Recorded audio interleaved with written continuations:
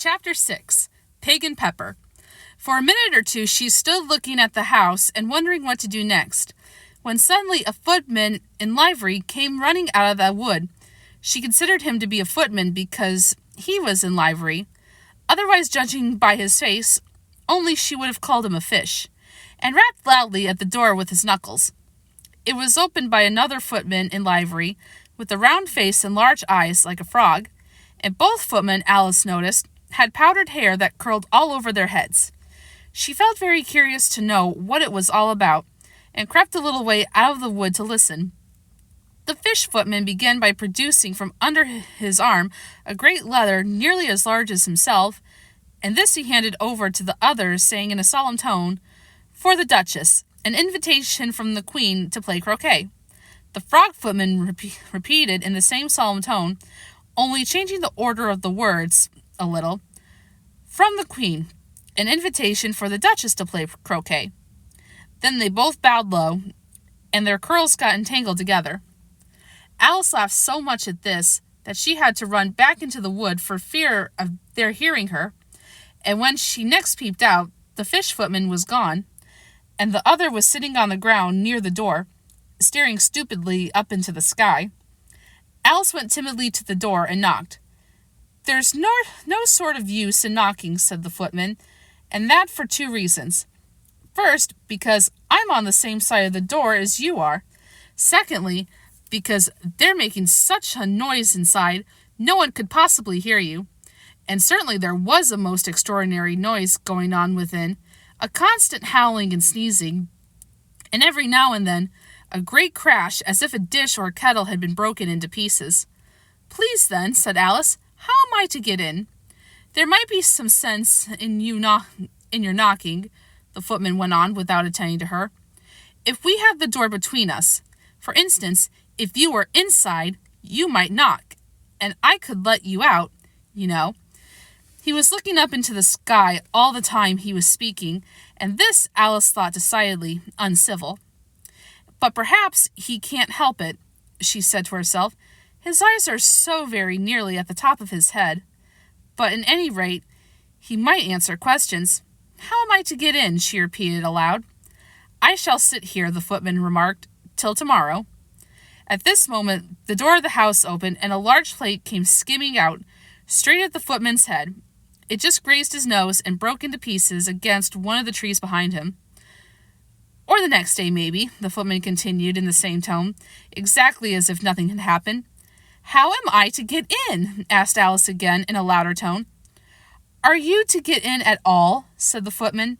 "That's the first question, you know." It was, no doubt. Only Alice did not like to be told so. "It's really dreadful," she muttered to herself. The way all the creatures argue, it's enough to drive one crazy." The footman seemed to think it's a good opportunity for repeating his remark with variations. "I shall sit here," he said, "on and off for days and days." "But what am I to do?" said Alice. "Anything you like," said the footman, and began whistling. "Oh, there's no use in talking to him," said Alice desperately. "He's perfectly idiotic." And she opened the door and went in. The door led right into a large kitchen, which was full of smoke from one end to the other. The Duchess was sitting on a three-legged stool in the middle, nursing a baby. The cook was leaning over the fire, stirring a large cauldron, which seemed to be full of soup. "There's certainly too much pepper in that soup," Alice said to herself, as well as she could for sneezing. There was certainly too much of it in the air. Even the Duchess sneezed occasionally. As for the baby, it was sneezing and howling alternatively, without a moment's pause. Only two creatures in the kitchen that did not sneeze were the cook and a large cat, which was lying on the hearth and grinning from ear to ear. "Please would you tell me," said Alice, a little timidly, for she was not quite sure whether it was good manners for her to speak first, "why your cat grins like that?"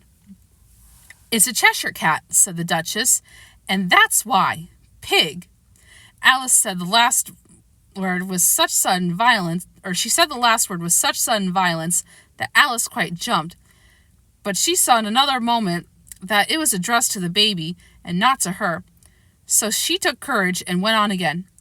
I didn't know that Cheshire Cats always grinned. In fact, I didn't know that cats could grin.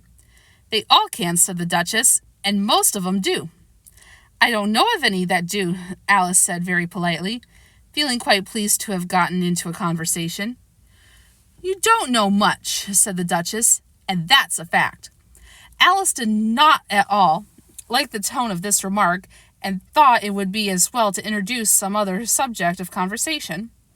While she was trying to fix on one, the cook took the cauldron of soup off the fire and at once set to work throwing everything within her reach at the Duchess and the baby. The fire irons came first. Then followed a shower of saucepans, plates, and dishes. The Duchess took no notice of them, even when they hit her, and the baby was howling so much already that it was quite impossible to say whether the blows hurt it or not. Oh, please mind what you're doing, cried Alice, jumping up and down in an agony of terror. Oh, there goes his precious nose! As an unusually large saucepan flew close by it, and nearly carried it off. If everybody minded their own business, the Duchess said in a hoarse growl, the world would go round in a deal faster than it does. Which would not be an advantage, said Alice, who felt very glad to get an opportunity of showing off a little of her knowledge. Just think of what work it would make with the day and night. You see, the earth takes 24 hours to turn around on its axis. Talking of axes, said the Duchess, chop off her head. Alice glanced rather anxiously at the cook to see if she meant to take the hint, but the cook was busily stirring the soup and seemed not to be listening, so she went on again. 24 hours, I think, or is it 12? Oh, don't bother me, said the Duchess. I never could abide figures. And with that she began nursing her child again, singing a sort of lullaby to it as she did so, and giving it a violent shake at the very end. Speak roughly to your little boy, and beat him when he sneezes. He only does it to annoy, because he know he teases. Chorus, in which the cook and the baby joined. Wow, wow, wow. While the Duchess sang the second verse of the song, she kept tossing the baby violently up and down, and the poor thing howled so that Alice could hardly hear the words. I speak severely to my boy. I beat him when he sneezes, for he can thoroughly enjoy the pepper when he pleases. Chorus. Wow, wow, wow. Here, you may nurse it a bit if you like, the Duchess said to Alice, flinging the baby at her as she spoke. I must go and get ready to play croquet with the Queen. And she hurried out of the room. The cook threw a frying pan after her as she went, but it just missed her. Alice caught the baby with some difficulty, as it was a queer-shaped little creature, and held out its arms and legs in all directions. Just like a starfish, thought Alice, the poor little thing snorting sound like a steam engine, when she caught it, and kept doubling itself up and straining itself out again, so that altogether, for the first minute or two, it was as much she could do to hold it. Sounds like my youngest nephew when he was born. As soon as she made it out of the proper way of nursing it, which was to twist it up in a sort of knot, and then keep tight hold of its right ear and left foot, so as to prevent its undoing itself, she carried it out into the open air. If I don't take this child away with me, thought Alice, they're sure to kill it in a day or two. Wouldn't it be murder to leave it behind, she said, the last words out loud, and the little thing grunted in reply. It had left off sneezing by this time. Don't grunt, said Alice.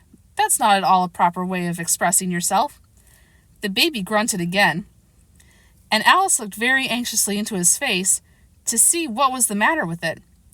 There could be no doubt that it was a very turn-up nose, much more like a snout than a real nose. Also, its eyes were getting extremely small for a baby. Altogether, Alice did not like the look of the thing at all. But perhaps it was only sobbing. She thought and looked into its eyes again, to see if there were any tears. No, there were no tears. If you're seriously going to turn into a pig, my dear, said Alice seriously, I'll have nothing more to do with you. Mind now. The poor little thing sobbed again, or grunted. It was impossible to say which. And they went on for some while in silence. Alice was just beginning to think to herself, now what am I to do with this creature when I get it home? When it grunted again so violently that she looked down into its face in some alarm. This time there could be no mistake about it.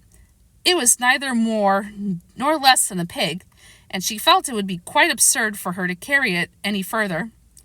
So she set the little creature down and felt quite relieved to see it trot away quietly into the wood. If it had grown up, she said to herself, it would have made a dreadfully ugly child, but it makes a rather handsome pig, I think. She began thinking over other children she knew, who might do very well as pigs, and just saying to herself, if one only knew the right way to change them. Then she was a little startled by seeing the Cheshire Cat sitting off on a bough of a tree a few yards off. The cat only grinned when it saw Alice.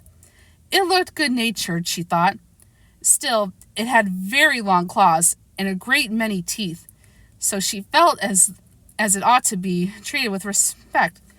Cheshire Puss, she began rather timidly, as she did not at all know whether it would like the name.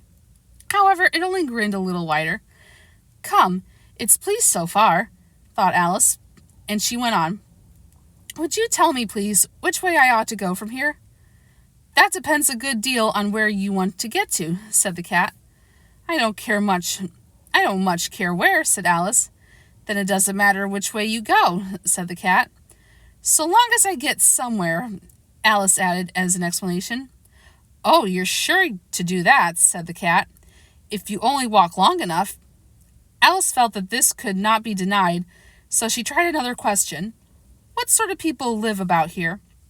In that direction, the cat said, waving its right paw, lives a hatter, and in that direction, waving its other paw, lives a March hare. Visit either you like. They're both mad. But I don't want to go among mad people, Alice remarked.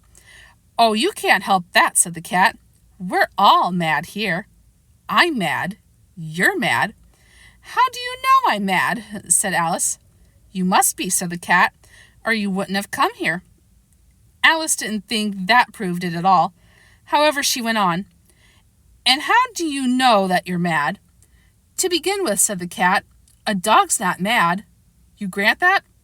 I suppose so. Well then, the cat went on, you see, a dog growls when it's angry and waggles its tail when it's pleased. Now, I growl when I'm pleased and wag my tail when I'm angry. Therefore, I'm mad.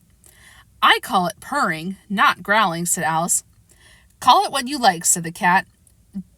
Do you play croquet with the Queen today? I should like it very much, said Alice, but I haven't been invited yet.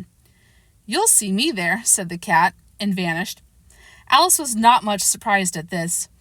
She was getting so well used to queer things happening. While she was still looking at the place where it had been, it suddenly appeared again. By the by, what became of the baby? Said the cat. I'd nearly forgotten to ask. It turned into a pig, Alice answered very quietly, just as if the cat had come back in a natural way. I thought it would, said the cat, and vanished again. Alice waited a little, half expecting to see it again, but it did not appear, and after a minute or two, she walked on in the direction in which the March hare was said to live. I've seen hatters before, she said to herself. The March hare will be much the most interesting, and perhaps, as this is May, it won't be raving mad, at least not so mad as it was in March. As she said this, she looked up, and there was the cat again, sitting on a branch of a tree. Did you say pig or fig? Said the cat. I said pig, replied Alice, and I wish you wouldn't keep appearing and vanishing so suddenly. You make one quite giddy. All right, said the cat, and this time it vanished quite slowly, beginning with the end of the tail and ending with the grin, which remained some time after the rest of it had gone. Well, I've often seen a cat without a grin, thought Alice, but a grin without a cat? It is the most curious thing I ever saw in all my life. She had not gone much farther before she came in sight of the house of the March hare. She thought it must be the right house, because the chimneys were shaped like ears and the roof was thatched with fur. It was so large a house that she did not like to go nearer until she had nibbled some more of the left-hand bit of the mushroom and raised herself about 2 feet high. Even then, she walked up toward it rather timidly, saying to herself, "Suppose it should be raving mad after all. I almost wish I'd gone to see the Hatter instead." And join me for the next chapter, and we will meet the March Hare and the Mad Hatter.